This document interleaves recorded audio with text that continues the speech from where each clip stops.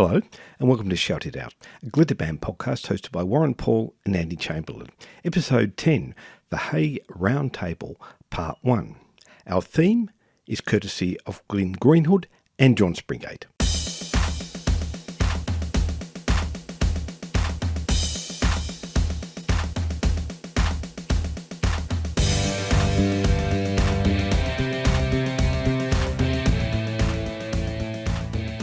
Hi, Andy. Hi, Warren. How many Hay podcasts have we done? We've done 4 on Hay itself, and on the Angel Face ones a bit as well. Oh, that makes it 6, doesn't it? Yeah. Okay. Well, clearly that's not enough, so let's do a 7th, followed by an 8th. But these episodes are different.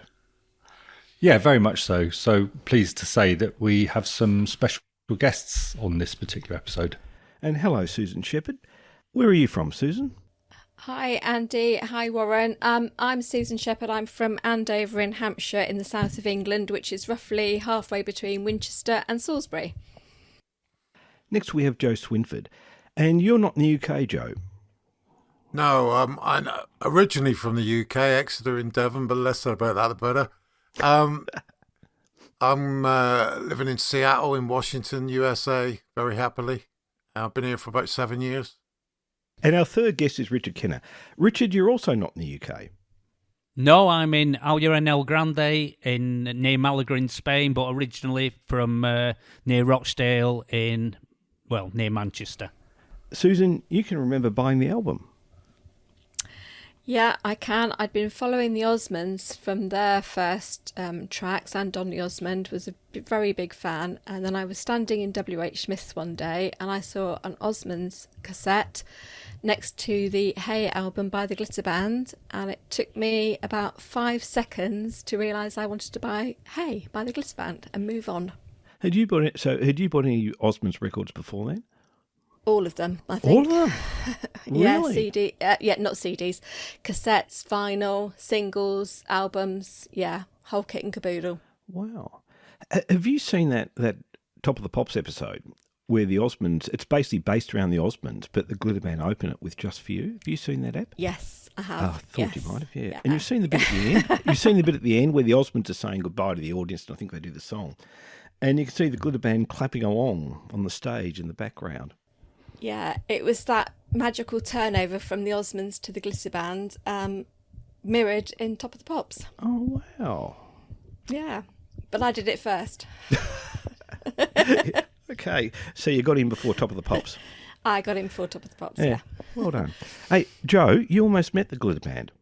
Yeah, back in the dark, distant past, the 70s, 74, I was in Gigi's fan club, and I was also in the Glitter Band fan club. I entered a competition to meet Gary and the band and all that, and London Lyceum, and I was one of the winners. And went up, saw the show, and then Sue Drake, who used to run the fan club, called out my name, took me backstage, met Gary, signed all the albums. I mentioned to him that I took up the drums because of the Glitter Band, and he said, "Oh, I'll get you to meet the band later." So he's talking to the rest of the people, and I said, "Oh, what about meeting the band?" And he said, "Oh, too late now." Basically, like, I was really, really shy in those days, so I don't know what the conversation would have been like with all that band in there and me. Well, you would have been awestruck, wouldn't you, as a kid, surely? Well, I was. Heroes. Yeah. I still do. I still get like that beating people sometimes, but not as bad as then. But yeah, it was a great show, and shame I didn't meet him, but I've seen him many times since. And Joe, you have the set list for that show. You wrote the songs down, didn't you?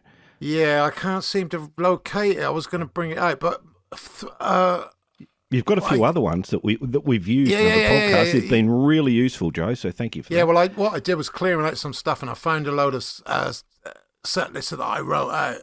And I've got that one somewhere. They did about 4 songs. They did. I think they started with Rock and Roll Part 1 and 2. They did Angel Face. Maybe Let's Get Together Again. It was only about 3 or 4 songs, and then they joined Gary and did the full set. Yeah, that's a great story. I've seen so long ago. Yeah, no, that's all right, Joe. But your memories are pretty good. That's a wonderful story, Joe. Yeah, I'd like to have met them. Like I've always been a champion of them, and I just think some great records that not enough people have heard, or not enough. They don't get played enough, but they do when I'm doing radio stuff and podcasts and what have you. They're in there. Not every show, because you can overkill, but I'll chuck a song in now and again. I played "Makes You Blind," and the people just went mental for it. They said, "What is this?" They couldn't believe it, because that was played at Studio 54. But that, sorry, I'm no, go on. yeah, "Makes You Blind," for example, being played at Studio 54. Can't get much better than that, can you? That's great. But great. And Joe, You've your got show a place in my heart. Well, that's why you're here today, isn't it, Joe? Yeah. Thank you. Thank you for inviting me as well. Thanks. Thank you and everyone else for participating. It was good because it only took us a week or so to organise this, didn't it? A year, actually. It's taken a year, I know. Best part of a year. I know it's taken a year. Hopefully the next one will... I think the next one... I think we'll get... People need to stop having holidays and things. It's not good. I couldn't sleep. No, I had... It was me having holidays, and I think we had COVID, but I don't think the COVID affected anything. It's just been really difficult. Richard, you supported the Glitter Band. When and where was that? Yeah. Well, there's just a quick backstory to it. In 2010, it was my 50th birthday, and at the time, I had a glam rock duo called Raised on Radio that were doing well in the clubs, and I wanted a really big do for my 50th, so I thought, well, it's a long shot. John at the time was doing his solo shows. Oh, yeah. He'd come back and he was living in Wales once, as he does now. So I had his phone number, and I just phoned him up on the off chance, said, John, how much do you charge if I wanted you for my 50th? And he went, X amount. And I went, yeah. Do you want to do it? He said, yeah, sure. So he came down and did my 50th. My duo played, my brother's duo played, who were called Ex-Offender. They were a Blondie tribute, and we had a disco on. So there was a lot of live, acts on. It went down really well. And then got to 2014, and a friend of mine was organising the 40th anniversary of Angel Face at the Candlelight in Oldham, and it came up because she'd seen, she'd been to see my duo quite a lot, and it was put to me, would we want to support the Glitter Band? Of course, I jumped at the idea. So we did it. That was the 12th of April 2014. It was a very successful event. Andy was there. He'll be able to tell you about that. Yeah, very good. And then we did another one the year after on Valentine's Day 2015. And I'd forgotten about that one. Yeah. Yeah, and we did a support on that one as well. So it was a great time, and great thrill to do it, obviously. So, Richard, when's your 60th or next big birthday, and can we all come? Well, you can't come at my 60th because that was 3 years ago. so I'm hoping to make me 70th, but that's good. Well, it's not that many years off, really, but it's about 7 off. But yeah, you can come. Great, brilliant. Thank you. I'll be there. You're welcome. Andy, they're 3 very different stories, aren't they? Yeah, very, very interesting. Just, I think that's going to be a real thing that will draw other listeners in. For me, I think just hearing, for one, voices other than yours and mine, Warren, but also, the perspective from other fans. And we're covering the first 6 tracks of the album today, or side 1, in this podcast. You'll be introducing each song. Yeah, so what we're going to use is we're going back a few years to the sleeve notes from the Hey album release from Cherry Red, which unfortunately is now unavailable, but and very expensive. Good thing about these sleeve notes is that every single Glitter Band member was still with us at the time, so each of them was able to contribute, to the sleeve notes. So we'll be using those. So those of you that are familiar with them, sorry, but we just think it's a good way to run into the music, and then stir some conversation up from that.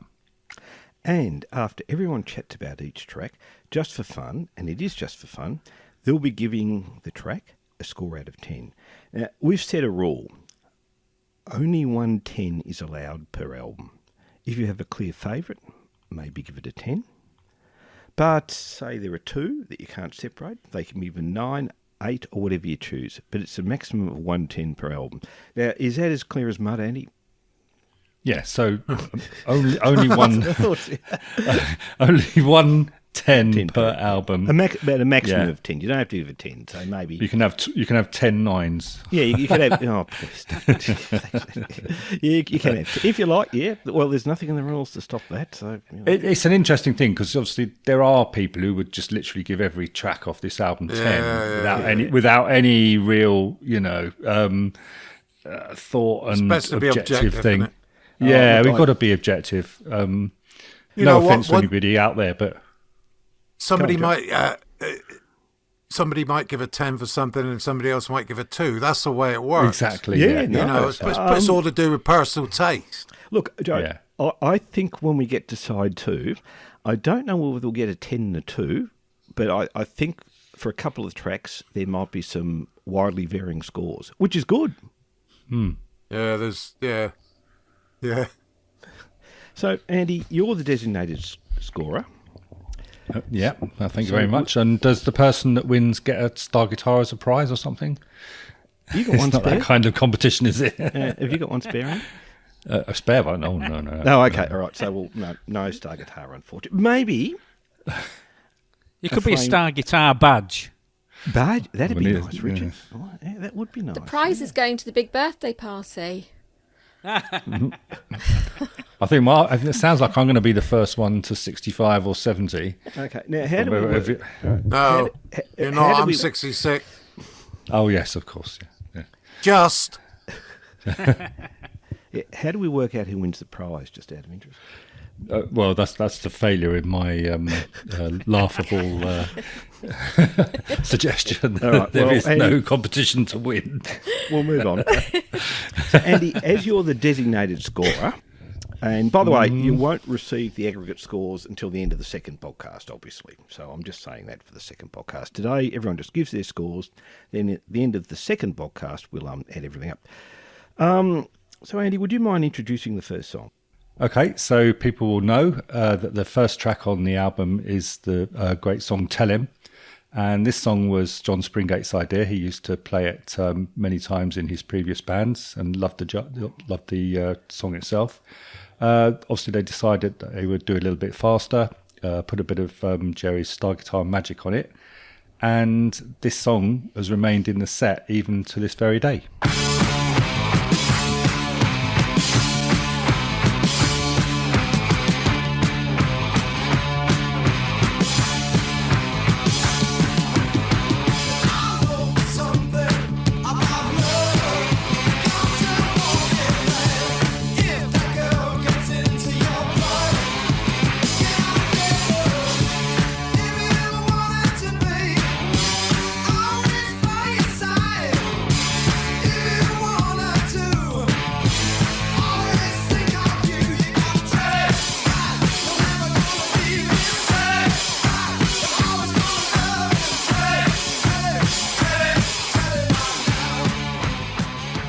Susan. Well, in the UK, I think everyone knows here that it was Hello that had the big hit with Tell Him. But the two versions are really very different. Or they sound on basically, roughly from a distance at the sort of same. But the Glitter Band version has got more depth. The drums are stronger. It's just much easier to listen to, and I completely and utterly agree with John Russell's and Jerry's remonstrations with Mike Leander about not being their single. I can't imagine it being a single by the Glitter Band. Susan, I agree with your comment about being different to the Hello version. I don't know what everyone else thinks, but a lot of people just say, oh, it's the same. But you're right, they are different. I think the Hello version is poppier. I just wonder what everyone else thinks. Yeah. Definitely. Keyboards on Good it. version, though. I like. Yeah. Do you reckon those keyboards were Mike Leander? Probably. It would be, wouldn't it, Andy? Probably. Yeah. But I mean, Springy's voice is far superior than Bob's. Much as I like Bob. Absolutely. No offense, Bob, but I agree. very powerful. What do you think, Richard? I prefer the Glitterband version. I find the Hello version a bit. I don't know. It's inferior to me. To me, it's an inferior version. Sorry, Bob. Yes. Yeah. Sorry, Bob. Yeah. But I mean, if you hadn't heard the Glitterband version, I mean, you think it's a good enough version. Obviously, it's Mike Leander producing, so he's got to do it slightly different, hasn't he? I mean, it's very much the same arrangement, but really, it's pretty much based on that version, isn't it? Obviously. I think the Hello version just seems lighter and not as rocky and not Thinner. as in depth as the Glitterband version. It's just they're the same but different. I think, from my point of view, that the Glitterband made it their own. Mm-hmm. Like, if you cover a song, there's nothing worse than slavishly copying the original. Oh, yeah. And they got their version has got like a swagger to it. Right, like while you were playing that clip, I was giving it some ear, but and I bought Hello's. Oh, good for you! And I bought Hello's version as well, and I like that. But Glitterband for me every time. Yeah, it's a strong opener, isn't it? It's a strong opener for an album. I mean, it's straight in it with the hand claps and the big drum sound and everything like that. So it's I can understand why they chose it to open the album. Yeah, definitely. Yeah. What is a potential single, Richard? What do you think? Oh yeah, it could be a single. I mean, there's a lot on that album that could be singles because I mean they're all short songs. Obviously, there's some of the cover versions you wouldn't issue as singles, but there's a lot of songs on there that you could certainly think, well, that's a potential single. That obviously because I think if it had been released as a single, I think it would have beaten Hello's version hands down. But it was their version not to record a number 6. I think it got to number 6. Joe, what? Hello. Yeah, the Hello version I think peaked at number 6. I think that's right. Yeah, I think a lot of it. I don't know. You probably put me right on this, but releasing a cover version as a single. It's not always a good idea, is it? If you're trying to push your own stuff. That's That's exactly John Rossell and Jerry Shepherd's argument. That's obviously why they fought against it. What's interesting about the song, if you listen to the original, and sorry, Susan, you just mentioned who the act was, the woman who originally didn't. Was it Billy Davis in the UK? Billy Davis, yeah. Yeah. And I think it was the Exciters in the United States. Right. If you listen to those two versions, the Glitterman version is partially a different song. If you listen to the melody in the chorus, it's actually quite a different melody. So they really have made it their own. Exactly. That's why I love it. It's like if you tried to copy those two versions, which I don't think it would have the same impact personally. Well, it goes do the original. Yeah. That's gone. They glitterified it. They did. Yeah. When I heard this track for the first time, I thought it was an original. Now, I heard the whole album being played on the radio, but I thought this one was original. Yeah. I hadn't heard the original, right? I had never heard I'm assuming the Billy Davis version wasn't a hit in Australia. I think it was a minor hit. So, anyway, it would have been before my time and all of our time, but I thought it was an original. 1963 it was. 63, Richard, yeah. So that was a bit young for all of us, wasn't it? But I really thought it was an original. Andy, Angel Face. That's very kind of you to say. Thank you. Said with love. Can't see you. Total sincerity, Andy. Sorry. Second track on the album, Angel Face, which obviously we know was the first single. So, according to Sleeve Notes, Jerry remembers that John Rossell had written the basic music line to the song and had asked Jerry to write some lyrics. And he sat on the studio floor, scribbling them down, and then just stood up and sang them. When Mike played it all back, he was amazed at the result. John Springate remembers that Mike had changed the demo around a bit, and John and Jerry had altered the tune and the lyrics, and Pete had changed the drum beat. and had asked Mike to uplift the bass line for a joke. Right. Let me get this bit right. For a joke, John decided to lift the bass line from another song.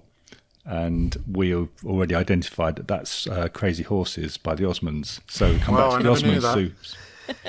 I never knew that. Hey, Joe, listen closely when it comes up in a few seconds, all right?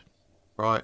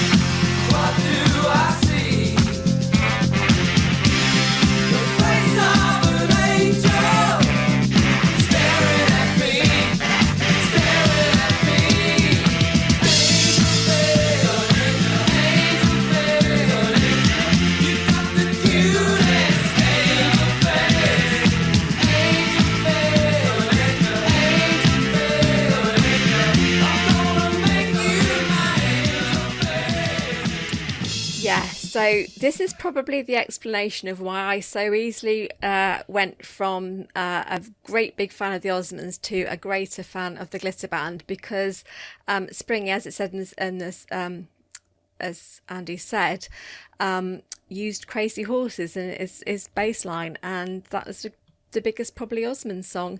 So yeah, I can completely understand now why it was such a big and easy but big switch from me to the Osmonds to the Glitter Band. I'm very glad I did. For me, from the sleeve notes, Jerry sitting down on the floor, scribbling down lyrics and coming up with something as special as Angel Face is just amazing. And if every songwriter could do that, wow. It just blows my mind. Can't believe it. Jerry was a very, very, very good lyricist. Yeah.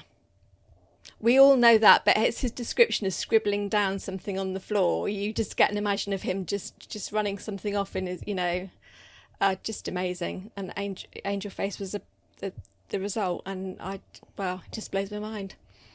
Did you think it sounded like a Gary Glitter song with a different singer when you first heard it?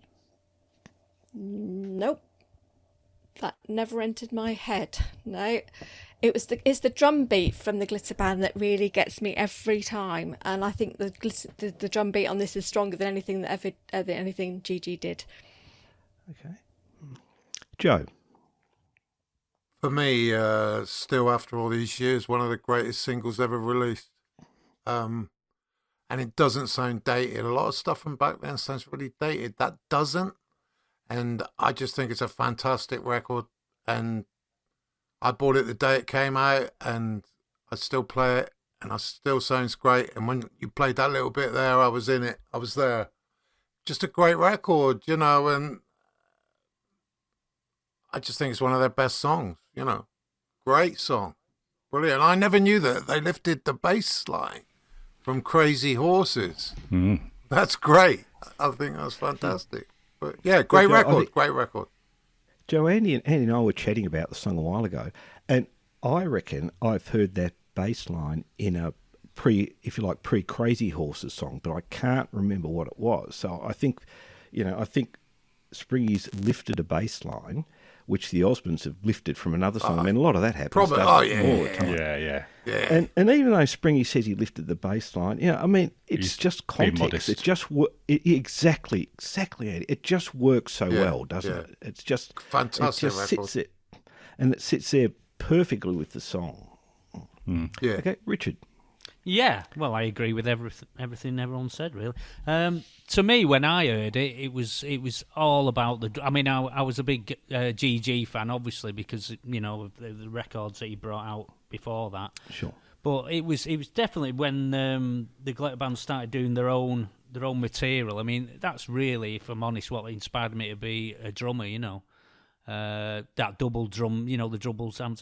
The one thing I wanted to ask, if anyone knows, is on how many of the songs was there actually 2 drum kits, or wasn't there?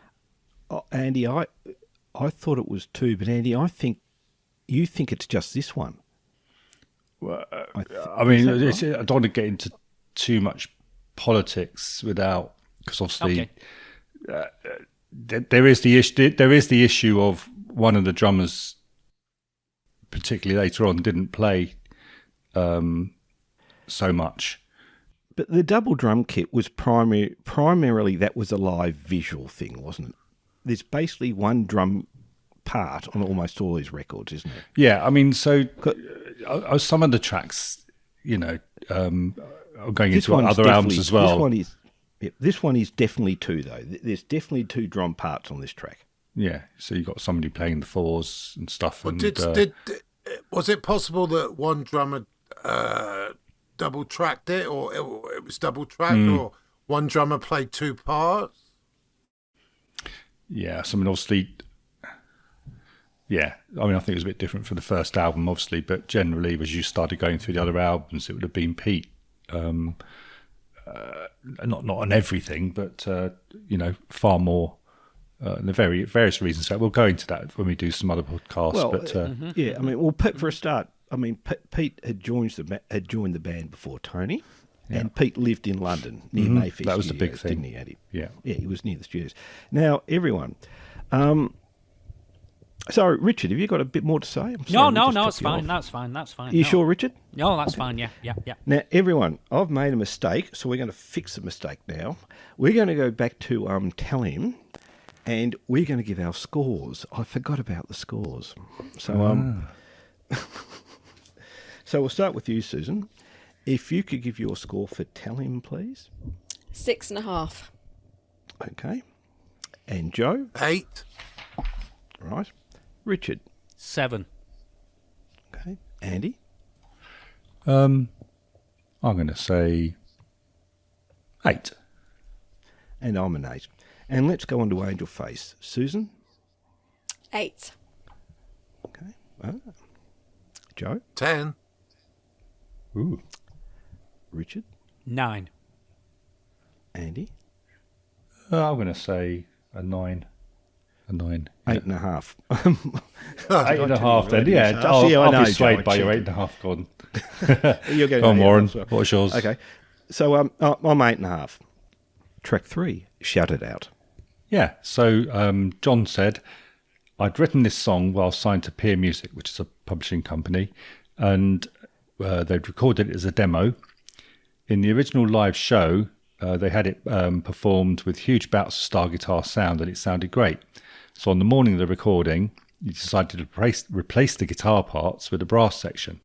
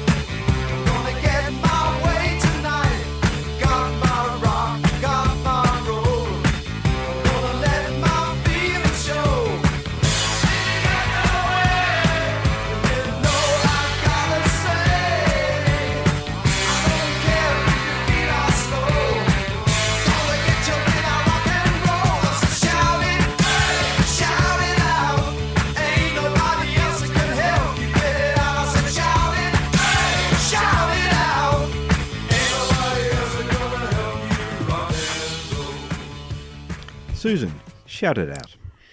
I'm going to be really controversial here, and I've given this a higher score than Angel Face. What do you think of that? I've scored Shout It Out 8.5, half a point more than Angel Face. I just, when I play this in the car or whenever, I just turn it up as loud as I can get it. My arms, one arm's going, the other arm's on the steering wheel. Don't tell anybody else that. I think it's fantastic. I recently went to a gig that the Glitter Band did, Pete Phipps and Springy, and in Eastleigh, and I asked. There was a question and answer session in front of the gig, and I asked Springy how he felt. Shout It Out not being a single, and he very graciously said it wasn't right for them. If there was another track that was better for them to release as a single, then so be it. I actually don't believe what he said. I think he must have been really, really disappointed that this wasn't a single, because it's well, I've given it a higher score than Angel Face. What can I say? I think it's brilliant. Yeah, Joe. I like it, but there's a line in it that really grates on me. I've got my rock, I've got my roll. But apart from that, love it. Great song. Great. I mean, it's if he's going to write a song for that album, that's the song, isn't it? Yeah. Good number. Yeah. What do you think of the brass parts, Joe? Love it. Love it. I don't think the Glitter Band get as much credit as they deserve, really. Leander's production is up there with Spectre and people like George Martin for me. It's so unique, that sound. You try and get, people would kill for that sound now. You mentioned before that Angel Face hasn't dated. No, I don't think so. I think what you're saying is because it is a unique sound. Yeah, definitely. It just doesn't get lost in the mire of its time. Some tracks do, and some don't. And as you know yourself, a lot of artists now are trying to get that older sound. And if you hear bands that are trying to copy that glitter sound, very few can manage it because of the way that Mike Leander did things. I mean, tea towels and all that. Well, tea towels on the drums. I wish I knew that then. Yeah, I've been trying to get the snare sound for some of the songs, that sound right for some cover versions that I've been doing, and it's been a real struggle. When I was growing up playing the drums, and I used to practice to Glitter Band and Gary Glitter Records, and I could never get it to sound like that, obviously. No. And if I'd known about tea towels, my mother wouldn't have had anything to do with washing up. Did she end up half deaf, Joe? That's another I mean, story. drums are pretty. Crash cymbals are pretty loud. Next Sorry, story, what? Yeah, That's what's done my hearing in. I'm deaf as well, Richard. What was that? Yeah. Pardon? Okay. Years of it. You got a score, Joe? But shout it out. I'm going to give it a 7. Okay. Richard? Yeah, well, I mean, again, I agree that the thing that I've written down on here in my notes is good brass. So it's that da, da, da, da, da, da, da, and to me, a lot of the other songs should have the brass higher in the mix. That it's to me that is just right in the mix, that one. And I wish you could hear some of the brass a bit louder in some of the other songs. So that's it for me. Richard, we need to we need to dig up the multi-tracks and remix it, don't we? Yes. Ooh. I can remix them a bit. Yeah.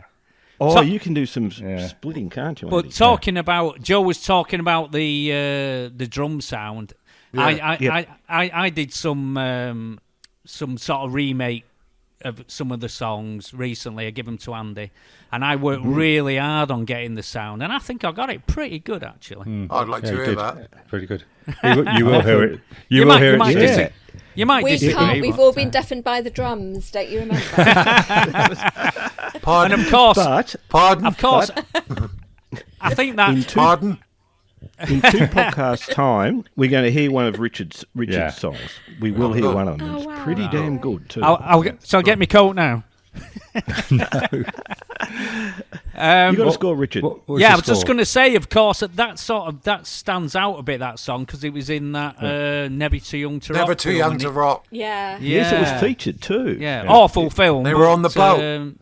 Yeah, they were. Well, so that's a great little film of it. That if that had been a single, I mean, did he use that little? Did he use that film as the video? Obviously, promo. Yeah, that'd be great. But Susan, what do you think of the actual sequence of Shout It Out as opposed to the actual whole film? Just Shout It Out itself. No. I couldn't believe how bad the film was the first was time I bad. watched it, but I watched it again just to make sure. Yeah, it is. Yeah, it was pretty lame. But Susan, what about the clip of them playing "Shout It Out" on the boat? No, you're right. No, their music stands out. It speaks for itself. Yeah. It transcends the film and it's dreadful. It's mediocrity. Oh, yeah, the film's not great. I must agree. But their performance of "Shout It Out" on the boat, that was all right, wasn't That's it, Susan? great. Yes, it was. Yeah. I think that's a highlight. Hey, Richard, No, I haven't done my score yet. My score's think so. my score's a 9. I think it's All right. really up Well there done. on that album. Yeah. Wow, yeah, this yeah. song is doing really well. Andy, 8.5 for me. I'm going to give it an 8. Oh, So, okay. wow. Is there any reason? Shout it out. Why would you give it? For me, Andy, the reason we have discussed these songs before in depth, haven't we? yeah. That's why I sort of glossed over a bit. So, I would say it's probably my equal second track on the album, which is why I give it an 8, I suppose. Okay, cool. Sea Cruise, Andy. Sea Cruise. This was the choice of Jerry. He remembers that he used to go to a pub in Sheffield called the Buccaneers, on the side of me, Buckenhead. Once there, he... Sorry. Once there, he or one of Edit the that other out. lads would make their way to the bar for drinks. For some reason, this song would always be playing on the jukebox. And when the band were asked for suggestions for songs for the album, this was the top of his list.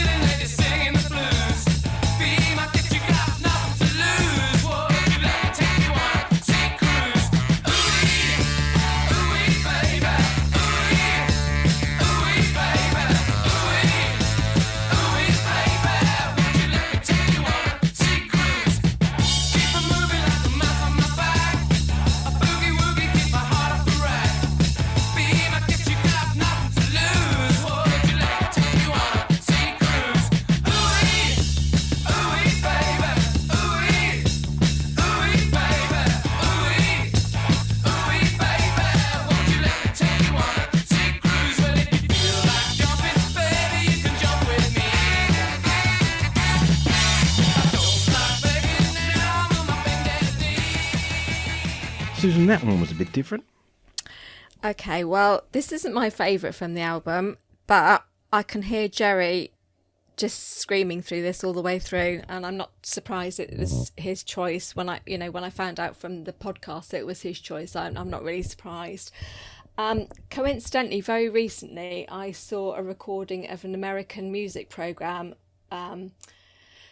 and it was somebody called Frankie Ford, I think it was. Yeah, Frankie Sea Ford, yeah. Cruise. Yeah. Yeah. And the vid was the original. Yeah, I wasn't sure, but it Yeah. was. If he'd invited me on a sea cruise in his inflatable boat and looking like somebody that had been shipwrecked, I wouldn't have got on the boat, to be honest, to be sure. It wasn't a sea cruise. But that aside, yeah, it's not my favourite on the track, but on the CD, on Hey rather, on the album, but it's highly entertaining and much better than the original, if Frankie Ford was the original. Look, I couldn't agree more, Susan. And Andy and I spoke in an earlier podcast, didn't we, Andy, how they've changed the arrangement. They changed they changed the structure of the song around. They added a new brass intro. And, the original, when you hear those sea and ocean type sounds, I just... makes my teeth chatter a bit, to be honest. Yeah. And a lot of people have covered this. Remember that, Andy? I think the Beach Boys covered it. Yeah. Status Quo covered it. I've got a list here of all the... You got them there, have you, Richard? Yeah, if you want me to quickly run through. So Susan was right. Frankie Ford was 1959, the original. After that, there was a version by Charlie Drake, the comedian. There was, Mickey Most, the producer. had a version out, 1964. I won't go through them all. Herman's Hermits, Shaking Stevens before when he was with his other band, 71. Jerry Lee Lewis, 73. John Fogerty of Clearwater, 75. Beach Boys, you said. Rory Gallagher used to play it in his live set. Rory Gallagher? Yeah. Wow. Shawaddy Waddy covered it, 79. Don McLean, Dion, Status Quo. So they obviously all thought it was a good song because there's so many people covered it, you know. Yeah, and that's the bit that I suspect most of us don't quite understand. I just don't think the song's that good. Oh, I think it's great. Oh, there you go, Richard. Hey, Richard, just 1 second. We'll get Susan's score. Susan? A solid 5. A solid. Well, can you inch it up to 5.5, Susan? Or is 5? No, 5 solid is, five. is as far as I can go. Okay. Joe? Yeah, it's not my favourite on the album. I dare I use the word filler. You know, You dare. there's good bits. There's good bits in it, but again, it's not really my favourite track on the album. You know, I don't know. They did whether they were doing it live. I can't remember. Yeah, they were, Joe. Joe, I think what happened with the album was that they went into the studio very early on and they sorted Angel Face out as a potential single. I don't know whether the recording was done then. This was towards the end of 1973. Then Mike gave them the green light to do a tour. Right. So what happened was John Russell basically got some old rock and roll records and spoke to the band and put together a set list. So they had actually done 2 tours when the time to do the album. They'd done a tour at the end of 73 before they'd released anything. Angel Face came out, they did another tour, and then they went to Paris for, depending on who you speak to, John Springate, 10 days, an Impartial Observer, 6 days, Jerry Shepherd, 3 days. They were in Paris, for a short time, and knocked the album out. And Mike said, do your set list, because Mike knew that'd be quick and cheap. But all those bands in those days, they all did stuff that they grew up playing in bands or listening to in clubs and stuff. Everyone did it. You go through every album from all those bands back there, Sweet, Slade, all of them. They all did covers, and their first album is like 50-60% covers, and that's the way it was then. It is, Joe, but that changed quickly for the next album, I suppose. Yeah. There's not a cover on that, is it? No, that's right. Andy, we've discussed this before. We think at the time, we were looking at their schedule, doing their own shows, playing with Gary. They were flat out. Yeah. I mean, they would have hardly had time to write, would they? Not at all. Big tours in those days as well. God, They did. Oh, well, you were there for some of them, Joe. I mean, you know what they were like. Joe, by the time, when they did the tour promoting this album, that was their 3rd tour. In about 9 months. It would kill a lot of bands these days. Yes. Unfortunately, we've bored people by going through some of the tour dates, but we've only done that so hopefully someone would put their hand up and say, "Oh, I was at that show," but they were just, I mean, tortured. Okay, that's not the word for it. I think there's one where they did 32 gigs in 35 days, and they were travelling all over the country, And not sequentially either in some of it. No, yeah, you mentioned that, didn't you, Andy? They were jumping everywhere, weren't they? Yeah. And not a sequin in sight. Sorry. You got a score, Joe. That's right. 5. 5. Okay. Richard, now, this will be good because you like the song, Richard. Well, I like the song. I don't particularly like their version, though. Good. I mean, I'm a Rory Gallagher huge Nutty fan, and if you hear him do it, you go, my God, what a song that is. I'm with Joe on this. It does sound a bit filler on this album to me. And it goes on and on and on and on and on. You know, it's too long. It could be cut by about a minute and a half. Oh, the ooey ooey baby at the end. I love the solo in it, by the way. The sax solo is the highlight of that song. You know, that's great. You know, I'm a sucker for sax anyway, but you know that's the saving grace on their version, I think. But it could be caught. You know. Richard, I think the song only goes about 2.5 minutes. Really? It sounds. Seems like a year. Have you? So, Richard, you know the Rory Gallagher version? Yeah, well, there'll be some. You know, because obviously when Rory plays, a lot of it is soloing, isn't it? You know. Yeah. But have you heard the Frankie Ford version, the 60s versions? Brilliant version. I like that version. Don't bother. Really? You'll agree, Susan. Maybe it was the video that sold it down. Sorry. Yeah. Obviously, obviously a lot of these artists thought it was a good thing to cover, though, so there must be something in it. They covered that version because Jerry liked the song. He said it was at the top of his list. So I expect Jerry said, okay. But do you think a lot of it? Do you think a lot of it is when they started off, they didn't really have enough original material, and that's why they put so they could get out and start promoting Definitely, Joe. stuff. Yeah. Because if you look at Rock and Roll Definitely, Dudes, there's not a cover on that. Definitely, Joe. Or Joe, listen they to the were- band. That's Joe. They were so busy at the time, they Yeah. wouldn't have had time to write. Yeah. They were just. And they were They- flexing they their were- muscles at songwriting as Wasn't well. it basically? Yeah, as- Wasn't it basically the live set? It was. Yeah, that's right, yeah, Richard. It was yeah, a you're live set. right, It yeah, was. yeah. Mike got them in the studio and said, okay, what we've got, as I said, depending on who you speak to, it was either sort of, 10, 6 or 5 or 3 days. It'll be something in between, obviously, probably 5 days. Mike said, right, do your live set. He got him into Paris, and that was it. You brought up an interesting point, Richard, is that Andy made a very good point about these cover versions, that when they picked the cover versions, they were always going to pick songs where you could put in, if there wasn't it'd be great if there was a brass arrangement, but if there wasn't, they were songs where they could put in a brass arrangement. Mm-hmm. That's great. Yeah. As I said previously, if you're going to do a cover, make it your own.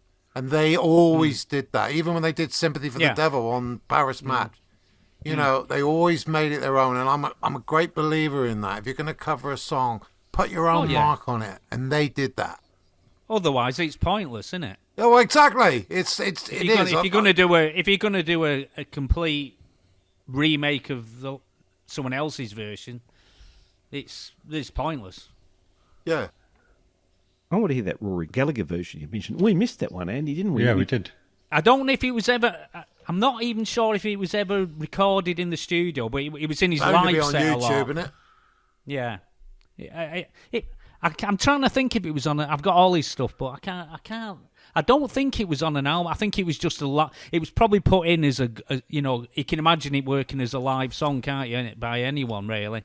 It's audience participation to a point. So When Andy and I do an earlier podcast, I think it was about 10, wasn't it, Andy? We quickly went through, but There were a lot. but we missed some Rory's- out, but not the Rory. Well, Gallagher we one. did. That's right. We did. There were too many, weren't there? So Yeah. it was Yeah. quite selective. Well, we picked the ones that we thought people would sort of. Oh, that's right. Remember we did the Guess the Act segment, didn't we? Well, actually, it was Andy's quiz. Remember that, Andy? You had to guess the songs. Yeah. And you got all except one. You got 9 out of 10. Richard, have you got a score? for Sea Cruise, 6. Andy? I'm not too bothered about the brass on every single track. I like it on some, so that wasn't a big draw for me. I appreciate the fact that they changed it around a bit, but no, it's too much of a filler for me, and it's too, not star guitar-y or anything. So yeah, 4, I'm afraid. Sorry, guys. I'll give it a 6. It sounds like Jerry gave this song a really good push. Every other version, I think, goes verse, chorus, break, then back into the verse. Well, the Glitter Band, I presume it was John Russell, added the brass bit, changed the song around so the middle 8 or the break was in its conventional position after the second chorus. The only thing I would have done with this track, and I'm sorry, Andy, because I said to you you and I weren't going to talk about these songs, were we? 'Cause I've spoken about them before, but I just have. I understand why Mike didn't put hand claps on it. I would have put hand claps on it. Where? Perhaps their hands were sore. Well, you got to. No, seriously. They were certainly sore. You imagine doing that all night? I've done it myself. Yeah. It's murder. Warren, there is hand claps on it in the break where it's just the chorus Yeah. without any Yeah. drums. The bit at the end. Yeah, it comes in at that point. Yeah, But yeah. I'm talking about hand claps on the normal beat. Tell Him was done with hand claps. But I think they put it on later on just to give it a lift at the end, if you like. Annie, Dream. Yeah, all I have to do is dream. This was one of John Springate's ideas. Jerry said it wasn't one of his favourites, but John Russell had suggested that they do a slow number. And Spring thought, yeah, great, we'll do this one. And he thought it worked really well. Pete said that he remembers recording the song in Paris and that he had the opportunity to either play keyboards or drums, and Mike would play keyboard or drums. So Pete decided to make his mark as a keyboard player and leave the drumming to Mike and Tony. There's a little bit of maintaining the myth, isn't there? Yeah, I think so. And there's just one drum track on this song. But I think we isolated the count-in for the track, and it was clearly Pete's voice, wasn't it? I think so, yeah. But we do intend to talk to John and Pete, in due course, and try and get to the truth of some of these things if we're wrong.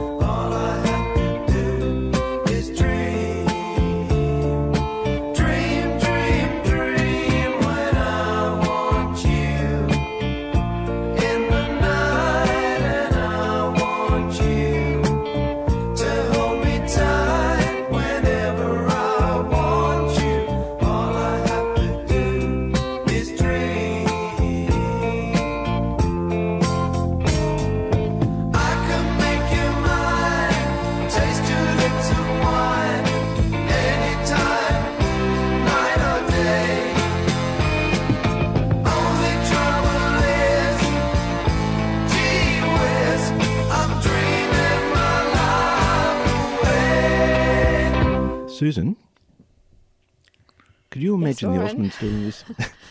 She was dreaming. Could you imagine the wasn't. Osmonds doing this?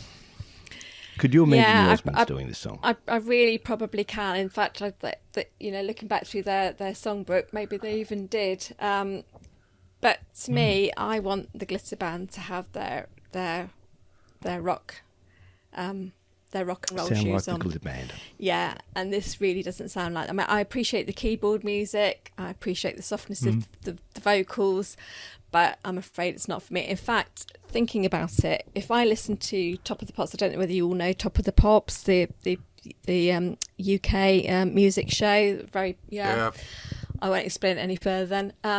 But in my mind, if they played a ballad on Top of the Pops, it was a waste of 3 minutes of music. Yeah. So I wanted them to get onto the rockier, heavier, tuneful stuff. Couldn't agree more. And I don't see that this track has a place on the album. I'm really sorry. It's not. I haven't given it my lowest mark. I've given it a 4, so it's not my lowest mark. That comes further on in the album, but I don't get it why it's on Hey. It's not my cup of tea. It's not what I wanted from the Glitter Band, and yeah, that's about it really. Sorry guys. I agree with Jerry. It's not my favourite. Joe, I reckon you might agree. I do. I agree totally with Susan. The reason that I don't like that song is the first band I was in was a cabaret band when I just left school, and we were covering that, and I hated it then. And then It's not a good song for a drummer, Joe, is it? No, it's not. Slow down. Is that why Pete? Is that why Pete maybe changed his? Chose to do the keyboards because he thought, I'm not going to do drumming on this because it'd be pointless. Yeah, it could be. But so I again, filler to me. I don't like it, and it's my least favourite song on the album, and I'm not afraid to say it. What's your score then, Joe? 2.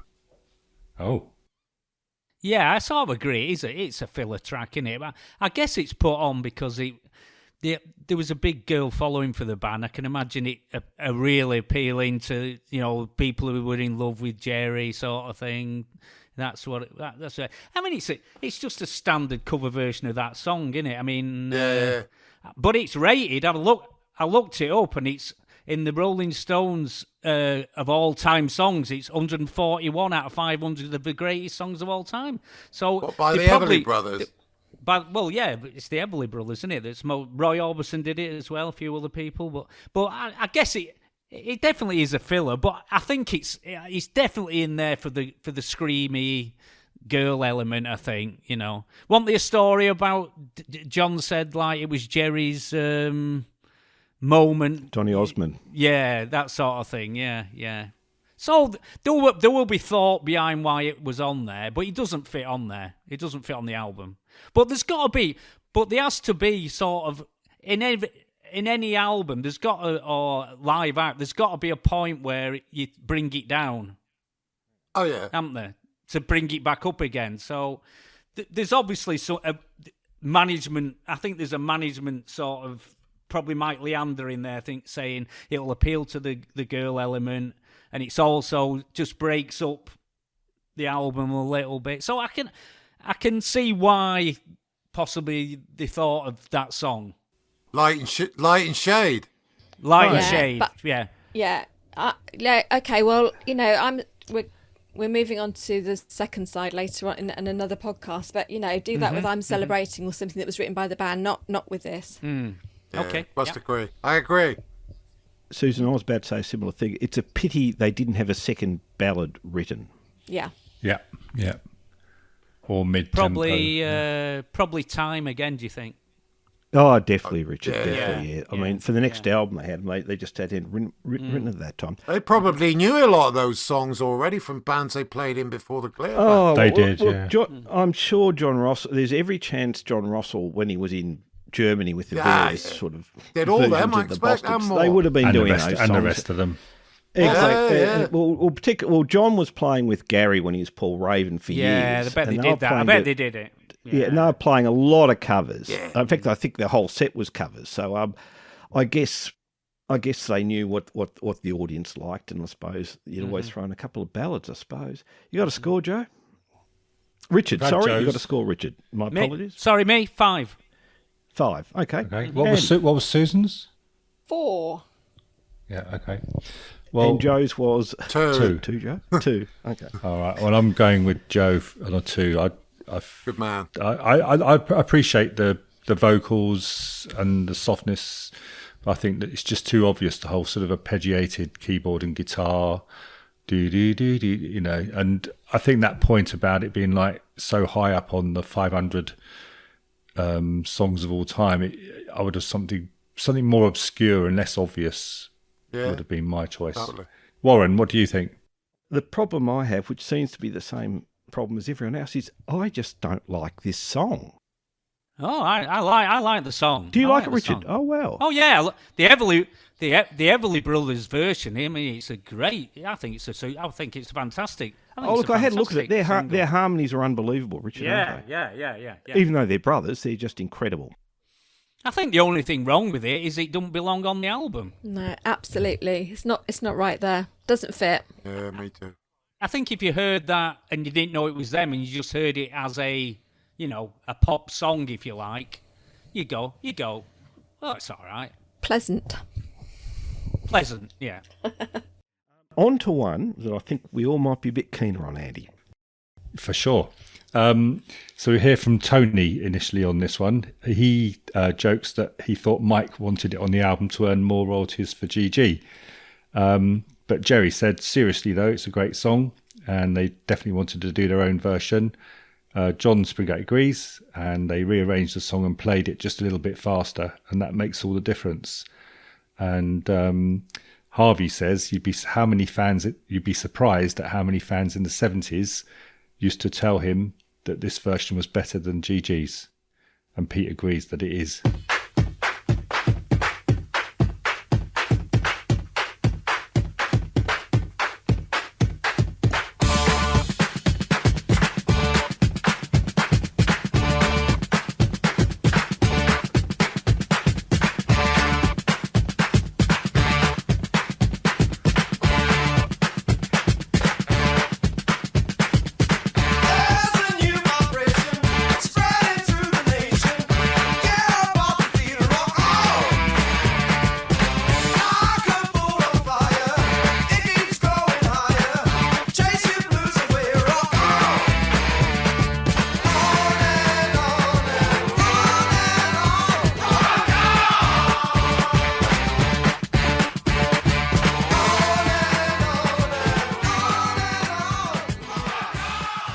Susan, I've got an idea that you might prefer this to the previous track we played. Okay, well, what can I say? Wow, wow, wow, wow. In fact, I don't know whether you heard my microphone fall off the desk, but I was moving along so long that I knocked the microphone off. So sorry about that if it deafened everybody. Yeah, it's... Those stands for those microphones are a bit flimsy, aren't they? Mine doesn't fit, so I gave up altogether. So, yeah, no, it's not my favourite song ever by the Glitter Band, but it's my favourite track on this album. I can't. The saxophone, the drums, I don't really see it on the Geordie scene, the clip of them on the Geordie scene playing this. Absolutely fantastic. It's what the band are about. It's fun. They were enjoying themselves. It's fun music. I mean, some of the dancers that moving in the Geordie scene in the audience are a bit questionable. I don't think they picked up the beat at all. But it's just fabulous.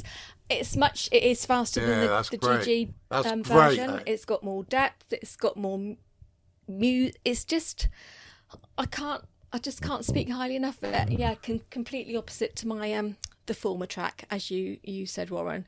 I just love it. Is this your 10, Susan? Well, I'd be disloyal to my other track that I absolutely love if I gave it a 10, I'm afraid. But I've given it a 9.5. Yeah, 9.5. It's my favourite track on the album. Joe? I love the original. I love this version. I love Gen X's version. It's a great song. And again, they made it their own. It's very, very different to Glitter's version to me, and better. I really love it. Oh, yeah, I think better. it's probably my second favourite track on the album. I don't think Glitter ever played it live. No, I know. So, you said I that. think that's the reason. Yeah, I think that's the reason why they decided to cover it. Brilliant version. Brilliant. Absolutely brilliant. And I'll give it 9.5. Richard? Well, I'm going to disagree here, I'm afraid. I much prefer the GG version because there's more atmosphere in it, and it's almost, if you listen to both of them, the sax solo is pretty much exactly the same in both versions. I presume it's Harvey. I presume Harvey was playing on both of them, wasn't he? I would say. I just think there's more atmosphere in I think I can understand why they speeded it up because it suits the band better like that. But I just think there's more atmosphere in the original version. It's got room to breathe, It's more rock and roll, the original version, if that makes sense. Yeah, that does make sense. I mean, this version. We don't agree with you, but it might make sense. Oh, some of us don't agree with you. You don't have to agree with me at all. Richard, I get your argument. Richard, it's done in a style to fit in with how each people act, yeah, perceive the Glitter Band and the rest of the album. Yeah, They've done it that way. Where the Gary version is a bit. Swing's the wrong word for it, but it's just... Yeah, I know what you're saying, yeah. A little loose. Well, it's looser. Obviously a bit looser, isn't it? The vocal's looser. Yeah. The whole thing's a bit looser. And it's interesting what you picked up about Harvey's solo, by the way. Has anyone else picked that up? You picked that up, Andy? Yeah. I don't think I'd pick that up. I assumed it was, actually, thinking about it. I assumed it was Harvey. Yeah. They don't use the same track, do they? I don't No, think so, it is different, but it's the same melody. It's the same melody lines. Yeah. I just think it's a great song. I think Glitter's version's great. I tried to get bands to play it when I was in bands, and they didn't want to know. And Gen X's version's great. Billy Idol was into Gary Glitter, and he chose that for them to record. And I got dub versions of it and all sorts. It's great, great song. What more can you say? Wow. But Richard, I think the point you've made is they're actually quite different, aren't they, the two versions? Yeah, I mean, the Glitter Band version is the Glitter Band, you know what I mean? And by the way, it was originally, I think they were opening their show with Rock On, and at the last moment, this was originally going to be the first track on the album, and Andy and I have seen her, it's like the piece of paper that goes off with the master before the record's being pressed. And there's a last-minute change where Rock On is track 6 and Tell Him is track 1. Originally, Rock On was going to be the first track, and Tell Him Yeah. was going to be track 6. Perhaps that's because Wow. Tell Him's more well known Interesting. to ease people into the album. Joe, I think in 2 podcasts' time, Andy and I tell what we think is the story of Tell Him. Tell Him went very, very close to being a single. I was going to say, was it the lead on the album because they thought it was going to be the first single? I'm sure that's the case. We believe what we've seen is it seems that Tell Him was pulled literally at the last moment, and I'm sure it was changed around because Tell Him. There is another reason as well. If they'd led this album with a GG song, they would have got slated big time. It's all right. It's on the album, but later, to be an opening track, it would have been. They would have really been hit. Do you know? by it. I've got another theory. If you don't mind me putting it forward, after hearing "Angel Face" as the first single, and that being so good, I think if they put Rock On first, they would have thought, "Blimey, this is even better than Angel Face." So I think that would have, and then perhaps the rest of the some of the rest of the album would have disappointed. So they had to have something at the end of side 1 to really say, yeah, we're still going here. After all I have to do is dream. Perhaps we're all right. Every single one of us is right on this. You don't need all 3 of us, do you? Oh, 5, sorry, I beg your pardon. Richard, you got a score? 7. Oh, look, I'm going to give it an 8. When I was a kid, blah, blah, blah, I loved the drum intro. You know, you're a kid, you're listening to this, you think, wow, I love that. And I picked up the fact that it was different to Gary's, which I liked very much. I mean, I'm sure others will disagree. This is almost sort of slightly like maybe some of the early new wave bands were doing some of their records, just in terms of tempo and... I think I can hear a bit of that in there. So I like the fact that they did it. Well, I'll tell you something. Adam Ant owes his career to ripping off the Glitter Band. Much he doesn't admit it, but I'm telling you, he was a big fan. Andy, is that a pseudo star guitar sound on the Adam Ant records? Because it sound, or is it? God, yeah. Is it Richard? Do you reckon he uses star guitar tuning on some of those tracks? What do we think?